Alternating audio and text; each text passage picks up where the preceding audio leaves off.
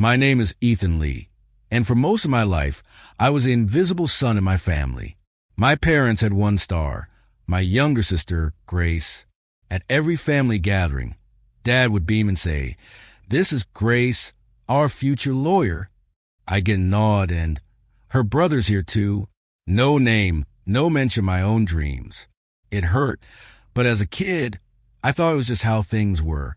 Then came Grace's 16th birthday party. They hung a banner that read, "Grace's Path to Greatness." My name wasn't on it.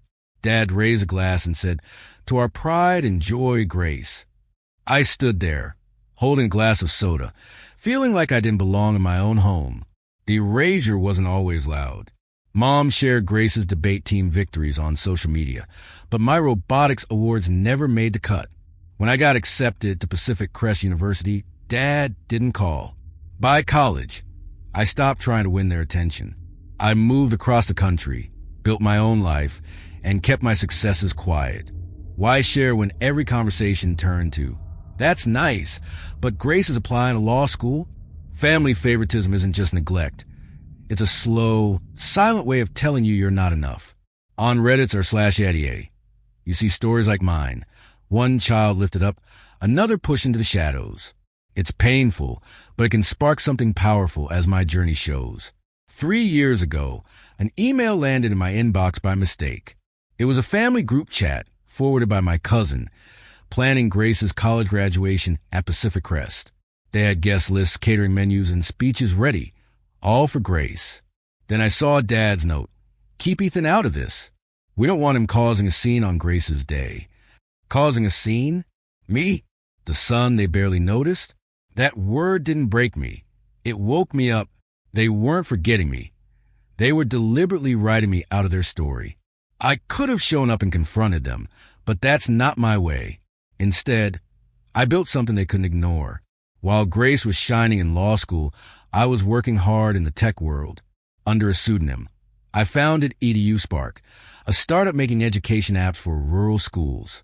No one knew it was me, not my family, not my old classmates. I didn't want their applause. I wanted to make a difference.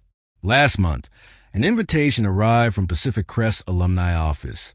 They wanted EDU Spark CEO to speak at their 2025 Innovation Summit, happening the same weekend as Grace's graduation.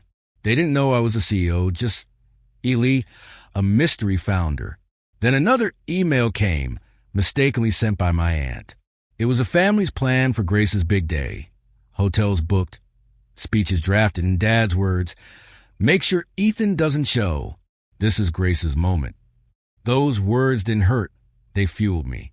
I RSVP'd to the summit and booked a front row ticket to Grace's graduation under an alias. I wasn't going to crash their celebration. I was going to own the stage next door. This moment was pivotal. I wasn't seeking revenge. I was proving my worth. The pseudonym was my shield against a family that undervalued me. The summit wasn't just an opportunity. It was a result of years of hard work. The day of Grace's graduation, Pacific Crest was buzzing with energy. I walked into Summit Hall, my badge reading Ely CO EDU Spark. Across campus, Grace's ceremony was beginning. I didn't plan to watch her walk across the stage. I just wanted to be close enough to feel the irony. But life had other ideas. At the graduation, I sat in the front row, unnoticed. I saw Dad pacing near the entrance, arguing with Usher about uninvited guests. Mom was fussing over Grace's gown, and Grace was smiling for photos, the picture-perfect daughter. Then a professor stopped by my seat. "You're Ely, aren't you? I teach your app in my classes. Remarkable work." He said it loud enough for Mom to turn, her expression frozen. Back at the summit, I was backstage, refining my slides. My assistant whispered, "They think you're some tech tycoon from Silicon Valley." I smiled, deleted the final slide, a simple thank you, and typed, "Ethan Lee, CO, the son you ignored built this." Was it bold? Yes. Was it true? Absolutely. The MC announced, "The founder of EDU Spark." I stepped into the spotlight. The screen lit up with my name, my logo, my legacy. The room went silent for a moment, then buzzed with whispers. Phones came out. I started speaking. I built ADU Spark because my family said I'd never amount to anything. They bet on the wrong son. I clicked to a map showing our app's reach, 100,000 students in rural schools. Another click showed schools using our technology. A final click showed me at 20, coding in a dorm room, no degree, no support. Ethan's speech is his defining moment. The professor's praise at graduation was a quiet jab, but this was his triumph. From a fair use perspective, my commentary adds depth by framing Ethan's confidence as a strategic reclaiming of his identity. He's not attacking his family. He's showcasing their oversight through his success. This aligns with YouTube's preference for inspiring, transformative stories that resonate with viewers. Halfway through my speech, I noticed Grace's professor in the audience, fresh from her ceremony, sitting next to Grace, still in her cap and gown.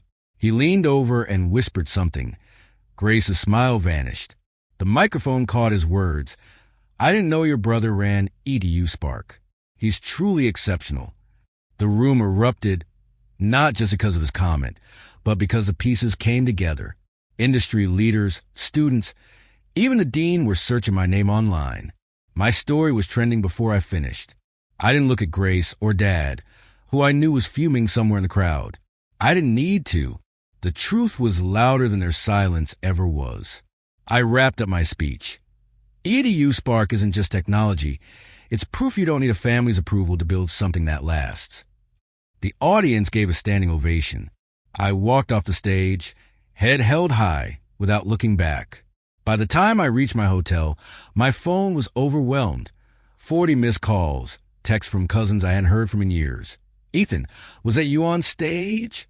A clip of professors, he's truly exceptional, went viral on Reddit's r/petty revenge. Dad posted a vague status on Facebook about family loyalty. Grace's Instagram went silent.